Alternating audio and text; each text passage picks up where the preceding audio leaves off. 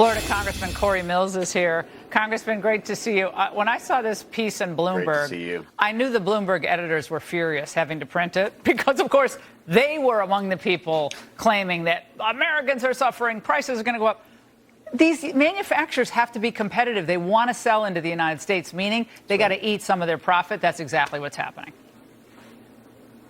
Well, not to mention the fact that they would open a history book from time to time. They would see that tariffs have continued to work in the United States since what I would say is arguably one of the worst presidents outside of the auto pen, which was Woodrow Wilson, when he put in the 16th Amendment to impose federal income tax. I mean, we used to be a nation that actually looked out for our consumers and looked out for the American people. And then all of a sudden we thought it was a great idea to tax the American people and eliminate consumer prices from exports and imports that are coming in. So, look, this has been going on from 1780 to 1860. When we used to take in about 90% of federal revenue from tariffs alone. So we know that it works, and the markets are showing that it works. So all the naysayers, you're wrong again. I love the fact that the tariffs working. In my view, we don't need half of these trade deals. Why have the trade deals? The tariffs mean that they can't cheat. They have to pay the tariffs to play.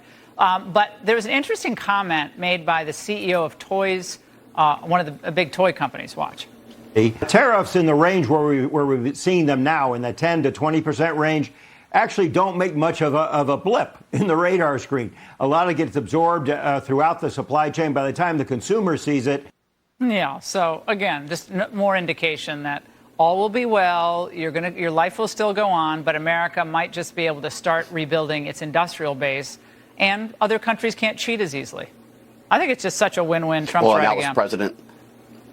It's absolutely a win-win. And again, this is part of the America First agenda, investing in American industry, American workers, and American jobs in general. And so what this does is it makes it competitive, as you talked about, where people who are working on slave labor, like China and other nations who are trying to bring things in at pennies of a dollar, we put 100+% tariff and tax on it. That now increases the American manufacturing, which gets our cost of our labor down because we have what they call touch labor costs. Now, even after you remove tariffs and the industry builds up, we're competitive with every single market just based on economies of scale. Congressman, always great to see you. Thank you so much.